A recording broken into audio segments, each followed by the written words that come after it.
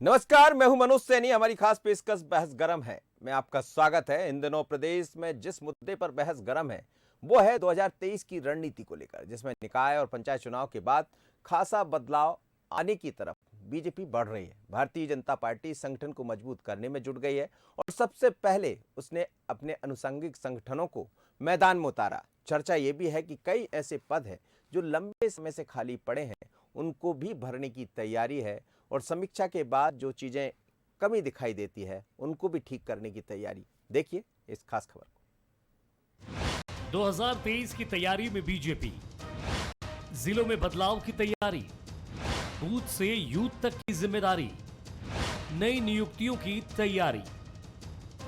मध्य प्रदेश में निकाय और पंचायत चुनाव के बाद हुई समीक्षा में जो कमियां सामने आई हैं, बीजेपी उन्हें दुरुस्त करने में जुट गई है।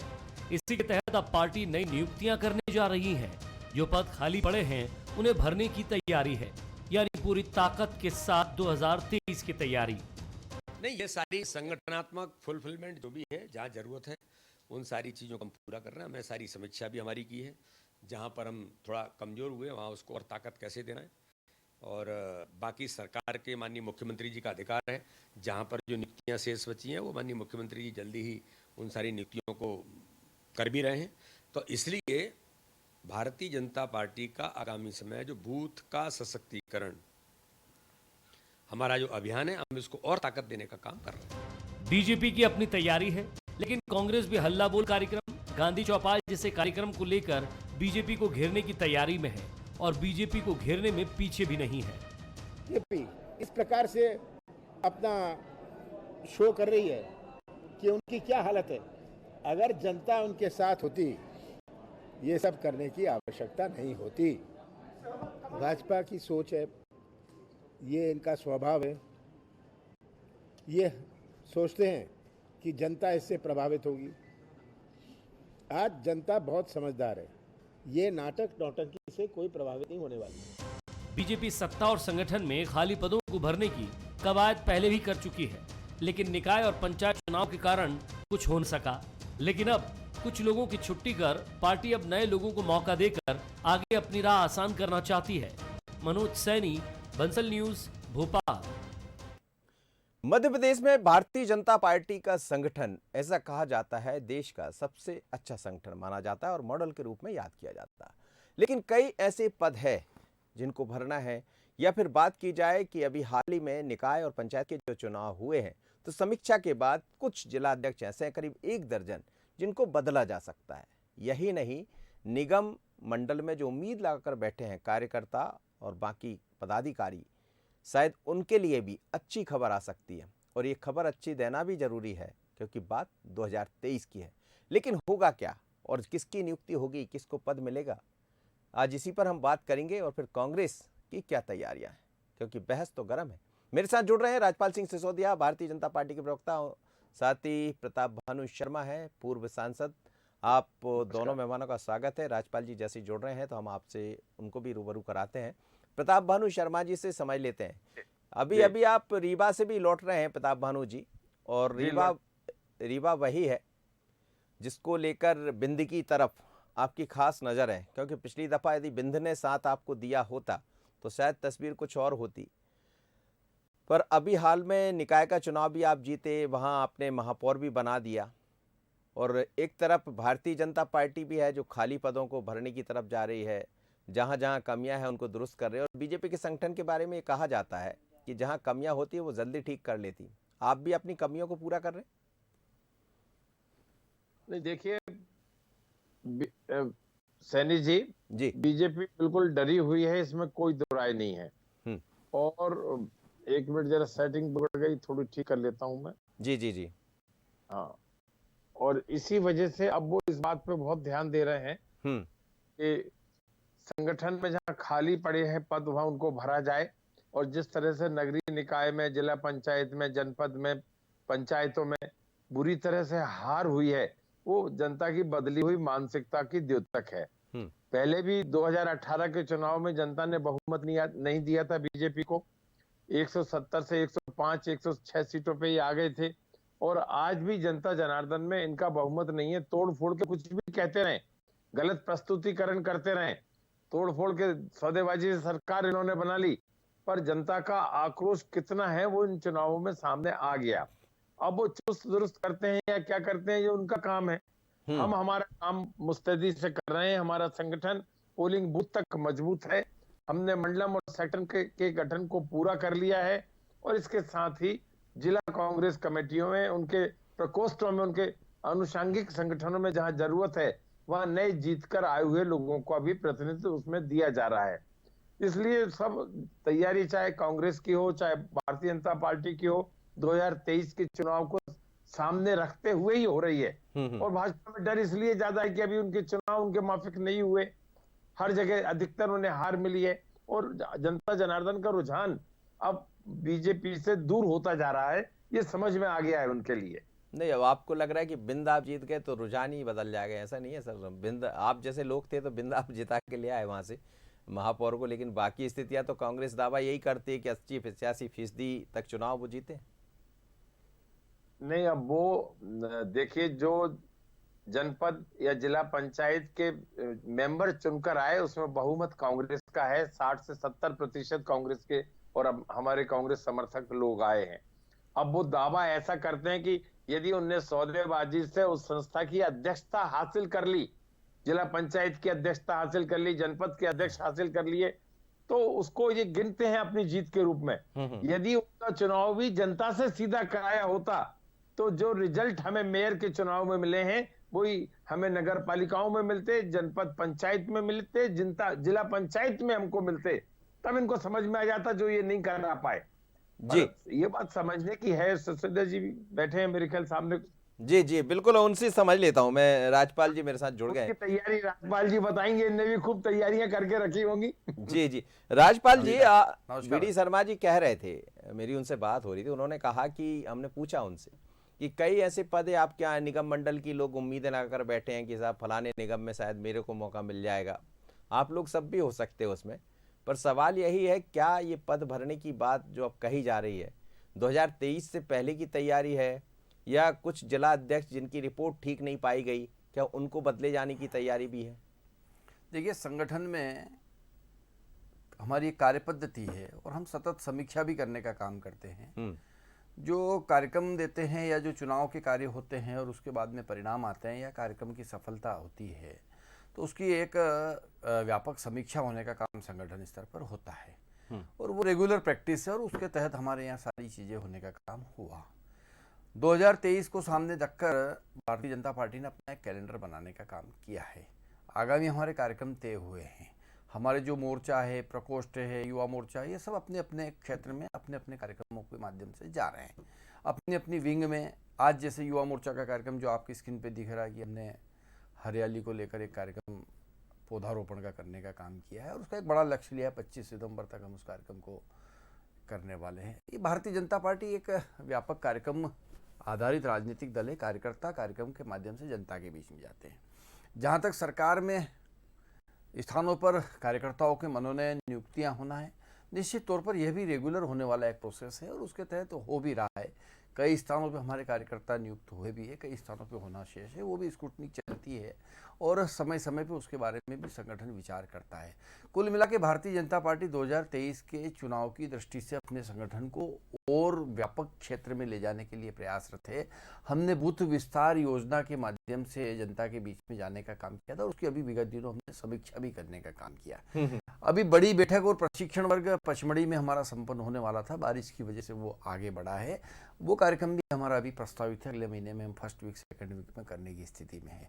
कुल मिला के भारतीय जनता पार्टी अपने देव दुर्लभ कार्यकर्ताओं के दम पर जनता के बीच में जाकर 2023 के चुनाव में फिर से विजयश्री का वर्ण करे, उस और हम बढ़ने वाले हैं। उस लेकिन ये देव दुर्लभ जो कार्यकर्ता है आपका जी, जैसा कहा जा रहा है कि कुछ नए लोगों को मौका मिल सकता है जिनका परफॉर्मेंस, आपने भी कहा कि समीक्षा करते हैं समय समय पर, हम उसमें जहां जरूरत होती है उसको ठीक भी करते हैं, लेकिन ये निगम मंडल है या बाकी जो नियुक्तियां हैं जिसको लेकर कार्यकर्ता को प्रोत्साहित भी किया जाता है और जो कार्यकर्ता एक चाहता है कि उसने जो काम किया उसका प्रतिशत भी उसको मिले, इसलिए 2023 से पहले देरी हो गई है। सरकार आपकी है मध्य प्रदेश में, उससे पहले भी आपकी सरकारें रही, नियुक्ति में काफ़ी देरी हुई, पर क्या अब ये मान ही लिया जाए कि 2023 का जो तस्वीर दिखाई दे रही है निकाय के बाद शायद कुछ आपको भी समझ आया होगा, इसलिए तैयारियां हैं?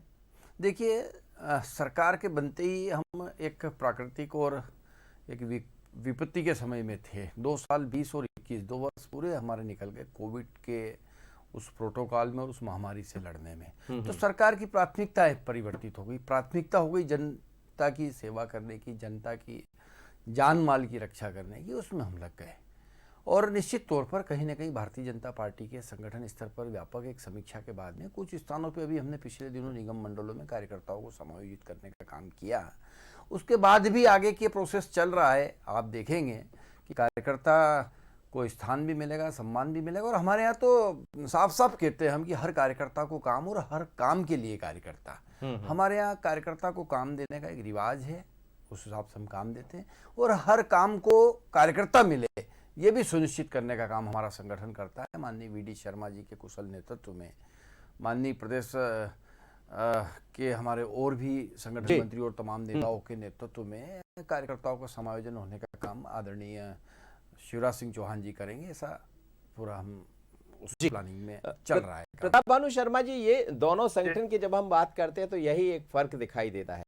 ये लोग अपनी समीक्षाएं भी करते, समीक्षा आपके यहाँ भी होती है, और इस बार तो कम से कम जब आपकी सरकार गई 2020 के बाद से दिखाई दे रहा, और पहली बार ऐसा नजर भी आता है जब आपका संगठन लगातार चलायमान दिखाई दे रहा है, कई तरह के कार्यक्रम चल रहे हैं। अभी भी आप चौपाल से लेकर और कुछ ऐसे कार्यक्रम करने जा रहे हैं जिससे लोग सीधे जुड़ जाए, तो पहले जैसी स्थितियां नहीं है। पर जो भारतीय जनता पार्टी का संगठन है वो ये समझ लेता है कि हमारी कहाँ कमियां, उनको तत्काल दुरुस्त किया जाए।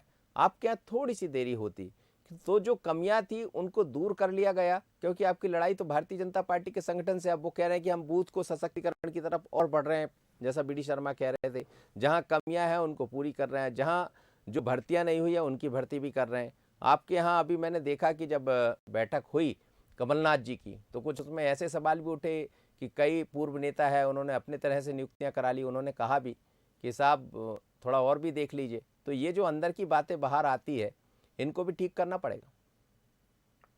मनोज जी, सबसे ज्यादा अंतर्द्वंद तो चल रहा है भारतीय जनता पार्टी में, उनके नेतृत्व में, उनके संगठन में, और नेताओं की जो खींचतान मची हुई है उसी वजह से इनकी नियुक्तियां नहीं हो पाई।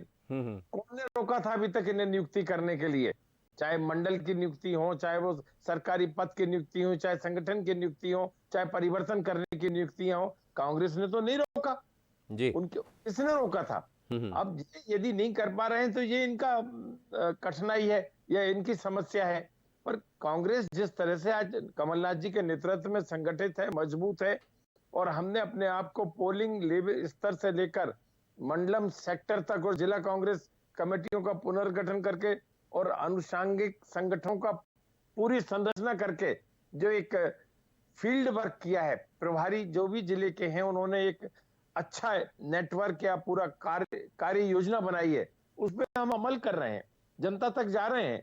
अभी घर घर चलो अभियान हमने फरवरी, मार्च, अप्रैल तक चलाया।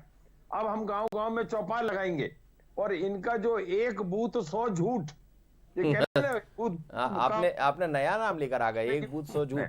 एक बूथ 100 झूठ वाली बात को हम गांव की चौपाल में एक्सपोज करेंगे।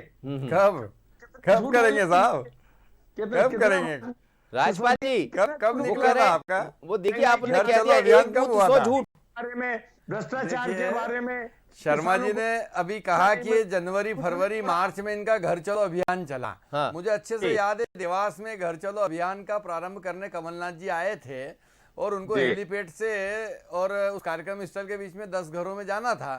वो एक भी जगह गाड़ी से ही नहीं उतरे, गाड़ी के अंदर से ही बैठे बैठे उन्होंने कह दिया चलो चलो हो गया। तो इस प्रकार के तो आपके कार्यक्रम है जो धरातल पे ही नहीं है।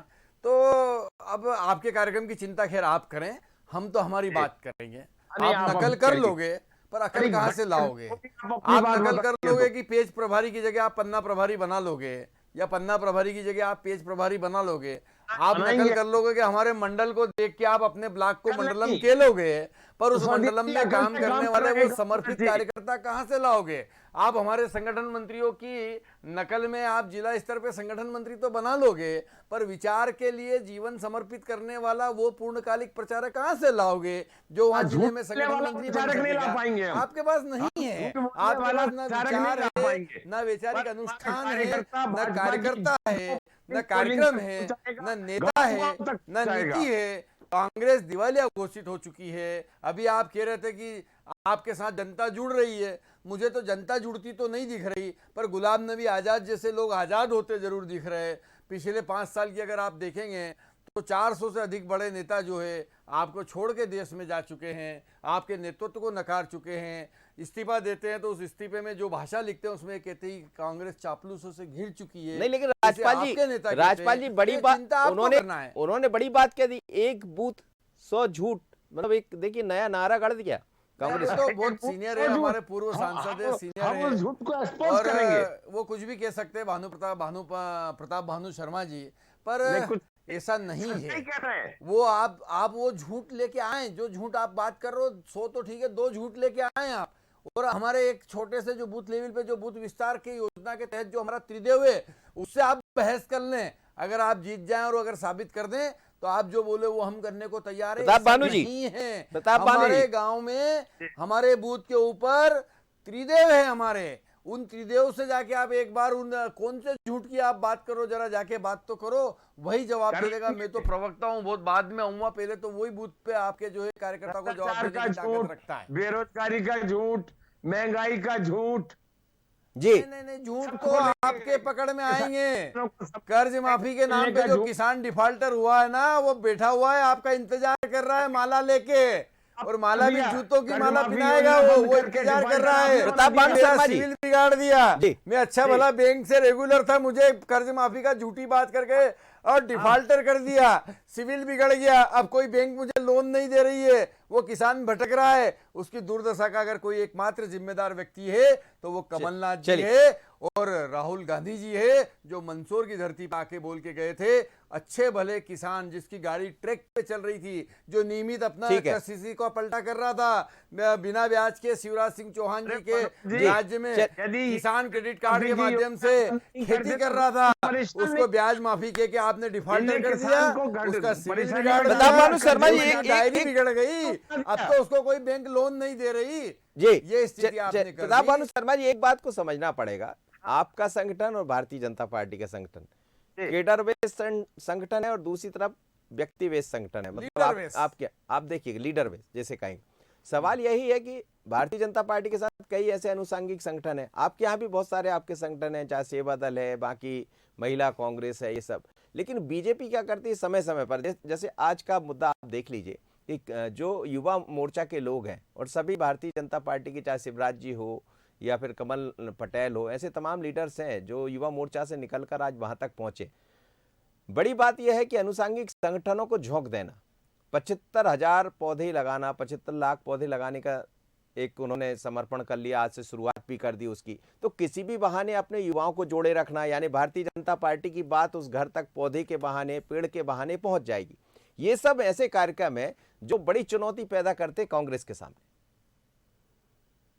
मनोज जी, ये बातें बहुत करते हैं, धरातल पे काम नहीं दिखता है। शिवराज सिंह जी ने नर्मदा मैया के किनारे किनारे वृक्षारोपण किया था अनिल दवे जी के साथ मिलकर 5 साल पहले, और कहा था कि हमने 2 करोड़ पौधे लगा दिए। अरे उसमें से 2,000 पौधे तो गिनवाते कहाँ हैं? दिग्विजय सिंह ने जब नर्मदा परिक्रमा करी थी तब उसकी कलई खुल गई, वो ना पौधे थे ना कुछ थे, भ्रष्टाचार 600-700 करोड़ रुपया उसमें हो गया, हजारों करोड़ रुपया उसमें चला गया, परंतु वो वृक्षारोपण नर्मदा मैया के किनारे कहीं नहीं दिखा।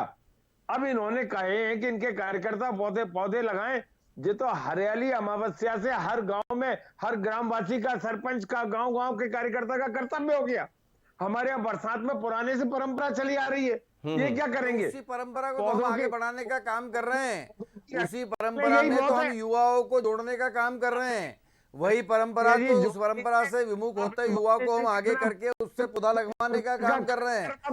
प्रताप भानु शर्मा जी के समय में ऐसी परंपरा थी, बीच के समय में जो परंपरा गई उस परंपरा को हम युवाओं के माध्यम से जोड़ने का काम कर रहे हैं। राहत दे नहीं पाए, लोग परेशान होते रहे, भोपाल में मीटिंगें चलती रही, विदिशा डूब गया, रायसेन डूब गया, सीहोर डूब गया, भोपाल डूब रहा प्रताप था। भानु जी, लेकिन आप सवाल कहाँ यही है ना, थे? कांग्रेस कहाँ खड़ी? आप कांग्रेस कहाँ थे? कमलनाथ जी कहाँ थे उस समय जब प्रदेश में अतिवृष्टि हो रही थी? तो माननीय कमलनाथ जी कहाँ थे? उनका स्थान तो बता दो जहाँ वो पाए जाते थे। राहुल गांधी जी कहाँ थे? शिवराज सिंह चौहान जी तो रात रात दिन दिन पूरे समय जो है लोगों के बीच में थे, सिचुएशन रूप में थे, सिचुएशन रूम से जो है राहत कार्यों की समीक्षा कर रहे थे, हवाई दौरे कर रहे थे और सतत थे वो। चलिए प्रताप भानु सर, ये जवाब ले लेता हूं, मैं आपकी बात का जवाब भी लेता हूं। प्रताप भानु जी, सवाल यही है कि वो यदि कर रहे हैं तो कहीं ना कहीं आपने कहा कि पौधे नहीं लगे, आपने सरकार पर सवाल खड़े किए, दिग्विजय सिंह जी ने यात्रा की, आपने कह दिया, तो हर एक पौधे के सामने एक कार्यकर्ता खड़ा कर देते, गिनवा देते, उसमें क्या दिक्कत थी? कोई रोका तो है नहीं आप लोग को, तो ये तो करना पड़ेगा। और आपकी जगह बीजेपी होती तो वो हर एक जगह जाके अपना एक कार्यकर्ता खड़ा कर देते। सही पहले अभी हमने बांध दिखा दिया, भ्रष्टाचार का बांध, कारम बांध देखो ना जरा जाके क्या हुआ धार में। 350 करोड़ का नया बांध 1 साल पहले बना, ढह गया। वहां तो कमलनाथ जी ने जाके दिखा दिया, कार्यकर्ता ने जाके साहब फिर गलत जानकारी दे रहे हैं आप, गुमराह कर रहे हैं आप चैनल पे बैठ के। बांध कहाँ है? बांध के साइड की जो मिट्टी थी उसमें रिसाव था और उसको निकाला पानी को, बांध को कोई क्षतिग्रस्त नहीं हुए। बात देखिए, बांध एक जगह थी जहां आप लोग पहुंच गए, आपका हक बनता, जाना भी चाहिए। आप विपक्षी के नेता गोविंद सिंह भी गए, नहीं आप भी गए। मैं ये कह रहा हूं कि ये छोटे छोटे जो मुद्दे हैं जिनको लेकर आप कह रहे हैं, वो छोटे मुद्दे कई बार बड़े बन जाते हैं। वहां जाकर जैसे आज भारतीय जनता पार्टी ने युवा मोर्चा को पेड़ लगाने के लिए खड़ा कर दिया कि साहब आप पेड़ लगवाइए, हर एक गांव में जाइए, युवा मोर्चा का कार्यकर्ता जाएगा। आप भी अपने युवा कांग्रेस के लोगों को खड़ा कर देते वहां पर। मैं ये कह रहा हूं कि बीजेपी सबका उपयोग कर लेती, आप लोग क्यों नहीं कर पाते? नहीं, हम लोग दिखावा नहीं करते। अच्छा, हम लोग काम सही करते हैं, जो इनकी योजना है उनका एक्सपोज करते हैं। और यदि हमें पदयात्रा में कोई, जैसे अभी चौपाल लगेगी, राहुल गांधी पदयात्रा कर रहे हैं कन्याकुमारी से लेकर कश्मीर। कहाँ पे राहुल गांधी जी? अभी आने वाले राजपाल जी आने वाले। अच्छा, मैं समझा भी कहीं चालू कर दी क्या? आ रहे नवंबर में, आ रहे नवंबर में आएंगे। सौदिया जी 7 नवंबर से चालू कर रहे हैं। आपकी मर्जी हो तो आप भी शामिल हो जाना, हम तो आमंत्रण दे रहे हैं आपको। कोई हमें कठिनाई नहीं है। अकेले राजनीतिक दल ही नहीं, हमने समाज सेवी संस्थाओं को, हमने सिविल सोसाइटी को, हमने आम जनता को उसमें जोड़ा है। आप आना चाहें, स्वागत है आपका, हृदय से। तो आपके ही लोगों को संभाल लो साहब, हम तो कहीं नहीं आ रहे। नहीं, आपके लोगों को ही संभाल लो, वो नहीं चले जाए जो है। वो नहीं जाना है और चले जाएं, उनकी कोई चिंता नहीं है। ऐसा बोल के भगा दिया बेचारों को आपने सबको। कहीं आप इनकम टैक्स से डरा देते हो, कहीं सीबीआई को भेज देते हो, कहीं सरकार गिराने में लग जाते हो। ऐसा के रवाना कर दिया। कमलनाथ जी भी यही बात कहते हैं, शर्मा जी भी यही कहते हैं, जिनको जाना वो जाए। डाल रखा है आपने, तो निकल पड़े लोग। राजपाल जी वापस आ रहा हूं मैं। ये तो खैर ठीक है, ये बहस का मुद्दा है कि दोनों 2023 से पहले आप अपनी बात करेंगे, वो अपनी बात करेंगे। लेकिन बात चल रही थी नियुक्तियों की। क्या ये माना जाए कि ये जो नियुक्तियां, जिसकी बीडी शर्मा जी ने इशारा किया, संकेत दिया है, वास्तव में इस महीने में ये दिखाई देने वाली है? मतलब इस पर काम चल रहा है? यही उचित समय भी है, क्योंकि उसके बाद में फिर सब लोग क्षेत्र में काम पे भी लगेंगे। अभी हम पंचायत चुनाव और ग्रामीण नगरीय निकाय चुनाव से निपट के आए हैं। संगठन में भी सारे विषयों पे चर्चा चल रही है। तो ऐसे समय में कहीं ना कहीं जब आने वाले रण की तैयारी होने वाली है, तो योद्धाओं को तैयार करना पड़ेगा। और जब योद्धाओं को तैयार करेंगे तो उनको अस्त्र शस्त्र से सुसज्जित करने का, मतलब अस्त्र शस्त्र निगम मंडल में बैठेंगे तो अस्त्र शस्त्र मिल जाएंगे उनको, गाड़ियां मिल जाएंगी। निगम मंडल से मतलब नहीं है, हर जगह हर स्थान पे अगर कार्यकर्ता को बूथ पे भी तैनात करेंगे तो उसको एटलीस्ट जो है मतदाता सूची तो देंगे ना, वो शस्त्र है वहां पे जाके काम करने का। ये मेरा भी नहीं, लेकिन ये नियुक्ति कार्यक्रम देंगे हमारे हाथ में कि इन कार्यक्रमों को लेके जाइए। जैसे हमने युवा मोर्चा को अस्त्र शस्त्र दिया कि आप जाइए, पौधे लगाइए जनता के बीच में, समाज के बीच में। ये अस्त्र शस्त्र, राजनीति में कोई अस्त्र शस्त्र तीर कमान थोड़ी तलवार नहीं, तीर कमान वो भी होते ना कि गाड़ियां मिल जाती है, सुख सुविधाएं मिल जाती है, आदमी दौड़ने लगता है। अब मैं समझता हूँ कि आज के समय में तो हमारे कार्यकर्ता जो है वो कोई सरकार पे आश्रित होकर काम कर रहे हैं ऐसा नहीं है। हमारा संगठन नहीं, अब आप बड़े विशाल काय है जी, इतना विशाल संगठन है, इतने कार्यकर्ता है कि वो सब लोग समाज से ही, समाज में ही रहकर, समाज के ही संसाधनों से समाज के बीच में जाकर भारतीय जनता पार्टी के कार्य को स्थापित कर रहे हैं। और यही हमारी मूल धारणा है। सत्ता को हम सिर्फ साधन मानते हैं, एक समाज में सेवा का या हमारे अंत्योदय के सपने को साकार करने का कभी भी हमारे लिए सत्ता साध्य नहीं रही है। हमने सिर्फ उसे साधन प्रताप भानु जी, कितने आप देखिए कितने अच्छे विचार है भारतीय जनता पार्टी के। सत्ता को वो साधन मानते हैं, सिर्फ एक साधन, जनता की सेवा का साधन मानते हैं, और आप लोग हैं कि सत्ता में आए और 1.5 साल में साधन क्या सब कुछ बना लिया। जैसा जी को मैं बता दूं, सत्ता साधन नहीं है, इनकी सत्ता ही संगठन है। आज की तारीख में सत्ता के बल पे ही संगठन चल रहा है। और आज जो कार्यकर्ताओं को ये नगर में, मंडल में, अन्य सत्ता के संस्थाओं में शीर्ष में बिठाना चाहते हैं, वो इसी कारण से बिठाना चाहते हैं कि कार्यकर्ता निराश हो चुका है, जनता आज उनके खिलाफ हो चुकी है। और जो जनादेश मिला है, पहले भी जनादेश 18 में नहीं मिला था, आज पंचायत और जनपद में, नगर पालिका में भी जनादेश इनको नहीं मिला है। इसलिए इन्हें काट छाट करके सीधा चुनाव नहीं करा के अप्रत्यक्ष चुनाव इन्होंने करवाए। और जो भी है, अब परिणाम सामने आए हैं, ये भी तैयारी मध्य प्रदेश में पंचायती राज की अवधारणा जो शुरू हुई थी वो दिग्विजय सिंह जी के मुख्यमंत्री काल में हुई थी, और उन्हीं ने जो सिस्टम बनाया था अप्रत्यक्ष प्रणाली से जनपद और जिला पंचायत के चुनाव का, वही आज तक चल रहा है। चलिए सर, जो सिस्टम उन्होंने बनाया था आप उस सिस्टम पे आगे बढ़ गए, इसके लिए हृदय से धन्यवाद। लेकिन अच्छे आप जो कह रहे हैं कि डायरेक्ट कराते, तो डायरेक्ट क्यों कराते? नहीं, डायरेक्ट कराना तो आपने रोक दिया था, आप तो अप्रत्यक्ष कराना चाह रहे, काम किया, जो अधिनियम बना हुआ उसी अधिनियम में काम किया। चलिए सर, अब उस बात को छोड़ते हैं, समय नहीं है मेरे पास। राजपाल जी आपका बहुत धन्यवाद, प्रताप भानु जी आप मेरे साथ जुड़े, आप दोनों मेहमानों का बहुत बहुत धन्यवाद। लेकिन मध्य प्रदेश में भारतीय जनता पार्टी, कांग्रेस लगातार तैयारियां में लगी हुई है। बड़ी बात यह है कि लंबे समय से जो इंतजार कर रहे हैं बीजेपी से जुड़े लोग, या ये कहा जाए कि जिनका परफॉर्मेंस ठीक नहीं रहा है, अब हो सकता है कि कुछ लोगों की छुट्टी हो जाए तो बड़ी बात नहीं, लेकिन जो इंतजार कर रहे हैं उनके लिए अच्छी खबर भी आ सकती है, जैसे संकेत दिखाई दे रहे हैं। और इन संकेतों का वास्ता 2023 से भी है, क्योंकि समय बहुत कम है। कार्यकर्ताओं को भी देखना, एक मैसेज भी देना है कि हमें सबका ख्याल है। अब किसका ख्याल रखा जाएगा, किसका नहीं, ये तो जब नियुक्तियां होगी समझ आ जाएगा। बहस गरम इतना ही, मुझे दीजिए इजाजत, बने रहिए बंसल न्यूज़ पर। नमस्कार।